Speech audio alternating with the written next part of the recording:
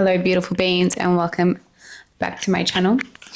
I got to writing in my journal, and I thought that this would be a perfect opportunity to share with you guys what has come through for me, the downloads that I've received, and maybe it can inspire you back into the right direction if you feel like you've fallen a little bit off with your art, with your creativity, with your inner being, whatever it may be. So the other night I put a story up about how I just feel a lot of guilt around me wanting to focus more on my paintings rather than crochet.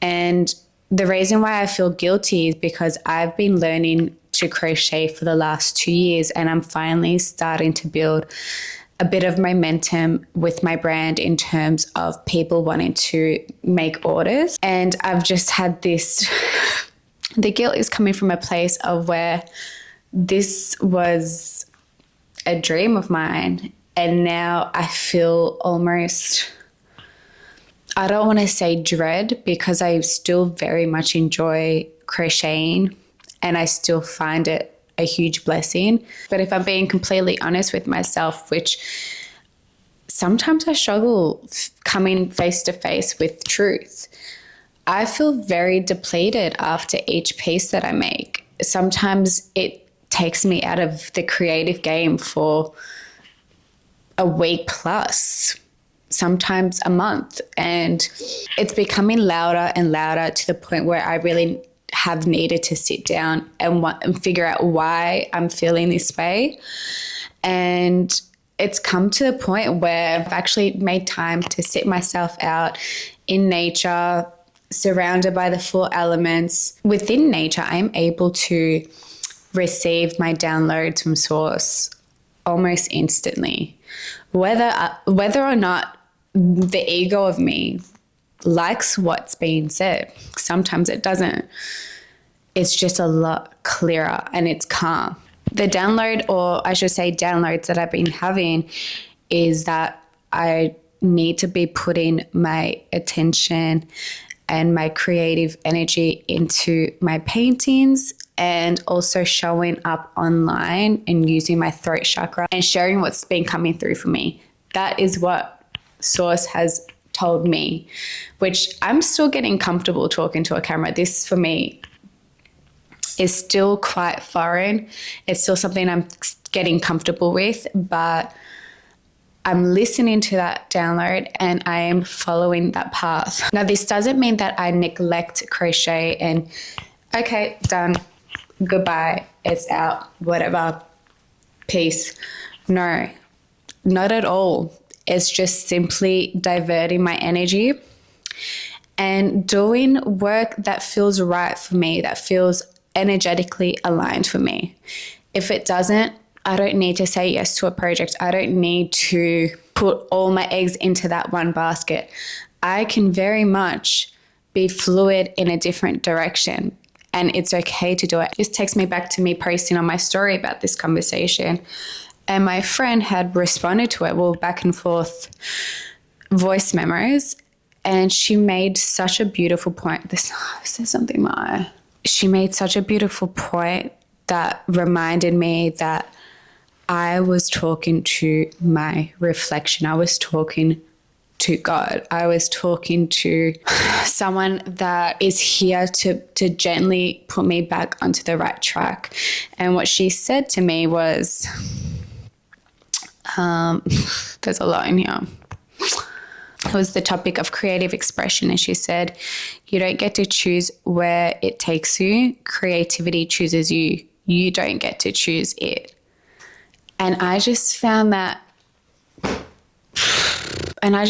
really profound and such a beautiful reminder that creation is a gift, and whatever way it is expressed through your vessel, it should be expressed. It should never be met with shame. It should never be met with embarrassment or guilt or any of those low vibrational feelings.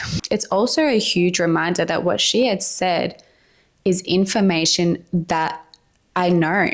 It's information that we all know. It's already embedded within our DNA. It's something that we just need reminding of, and we need to keep coming back to that, and we need to slowly but surely debunk the program that we have all been taught, we've all been learnt, and which is guilt, which is shame, which is hiding yourself, masking yourself, putting yourself below a little bit, and not really stepping forward into your truth, into your path. We are all creators. We are God's children. We are creators. We are part of the same source, the same energy.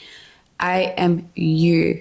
You are me. We are one. I'm literally talking to my reflection. I've made a whole video about this, and it's still a reminder that needs to be embedded every time. And I'm going to try and embed it where I can. How you choose to express yourself, to express consciousness through your body, through your vessel, whether that is through making music, whether that is through art, crocheting, pole dancing, whatever it is not a shameful experience. And it's taken me to be reminded by my reflection that this information has always been known to me, and that we can remind ourselves of it. We don't always need to look externally for the reminder, whilst that is okay, whilst that is something that is very beneficial.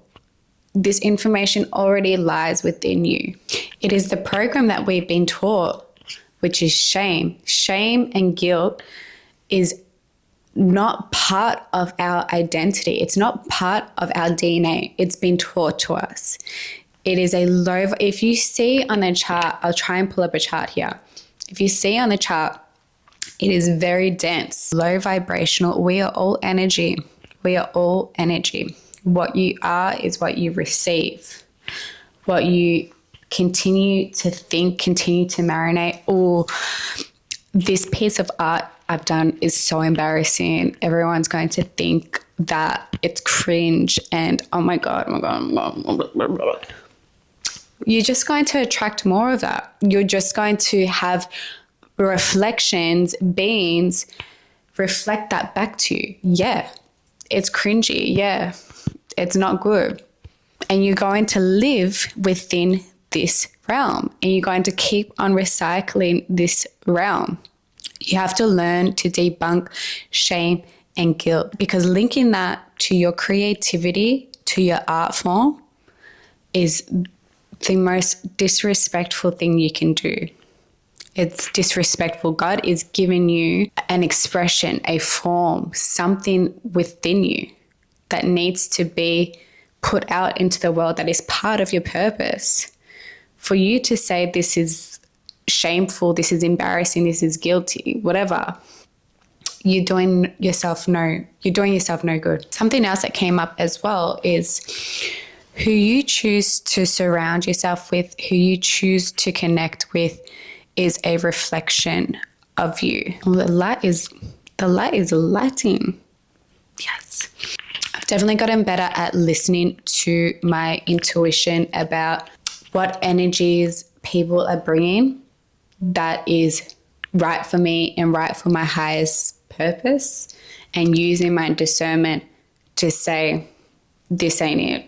This is not meant to be around me, and cutting it off. There's such a duality between this conversation, because I do see both sides of the conversation of cutting people off, where you cut too many people off, you're a loner, you're the problem, something within you. And there's a flip side of the conversation where you are knowing who is of service to you, who is nourishing your being, and cutting off those that aren't good for you. And if that is a lot of people, so be it.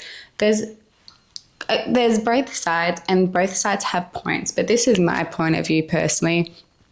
I feel like people don't necessarily need to be doing you wrong, need to be a bad person. It's just purely if their aura, the energy is not in sync, is not nourishing your higher self, then it doesn't need to be around you. It's not something that you need to cater to. And if there are people in your life that you generally do not like, you can't, you simply don't hold onto them with anger, with resentment, with all that. It goes back to energy. You are holding onto this dense energy. You need to remind yourself, again, I'm going to remind you, everyone is a reflection of you, whether you like it or not. Someone you don't like is just reflecting back to you something that needs nourishing, something that needs love. And that doesn't need to come from you necessarily. You don't need to be around them to send them love. You can let go of them and wish them love, wish them healing. Then there are times where I do struggle to cut someone off, and I typically struggle most with this with lovers, with people that I'm attracted to, where I know that they are just feeding my ego. Their presence is purely ego-based. It is wanting their attention, wanting it for the wrong reasons, wanting it because it feeds my ego rather than them necessarily being a good vibration to keep around. Because deep down, I know that their intentions are not right. Their intentions are not pure. I know that their intentions with me are not what I deserve from a partner, from a lover. But yet I would still watch their stories, keep them on Instagram, blah, blah, blah, blah, blah, because it feeds my ego. But in those times where it feels a lot of like, you know, that energy is keeping you stuck in one way or another, that is where you need to go. You need to go in. You need to step out into the woods, get yourself some nature, girl, get yourself some little streams going on, and figure out what void you are feeling and why you are allowing this energy, this disrespect to yourself. What is it? Go in. There's always work that needs to be done. And the hardest part, but also the biggest blessing, is letting them go with love and nourishing yourself to give yourself back that love that you deserve. I'm okay with cutting people off. I personally prefer to be around people that know love, who are loved, who interact with love. I've come across so many beings in my life where they just simply don't know what love is, what genuine love is. And they look to find it in everyone around them, and it becomes an energy harvesting field day for them. And it's just going to keep on recycling and recycling, where it'll just leave you drained. And for me, I've put my foot down and only allow people in where it's just genuine love. They've got genuine kindness in their heart. You might be thinking like, geez, that's harsh, but I reckon I've spent most of my life surrounded by those energy harvesting entities that have always seen my light, have always known my light exists. Did I know my light exists? To a degree. They kept taking from it. And this is more of my friendships I'm talking about. It got to a point where I started to notice the pattern, because I've always been a creative being. I've always had wonderful ideas that I probably should have started a long time ago. But I was surrounding myself with people that didn't want that to happen, that were intimidated by my light, by my art. And my ideas were getting mocked, were getting knocked down, were getting laughed at. And I realized, I came to the understanding like, hold on, I am not the problem. My art is not the problem. I'm not less talented than anyone. It's not that I'm not worthy of anything or success.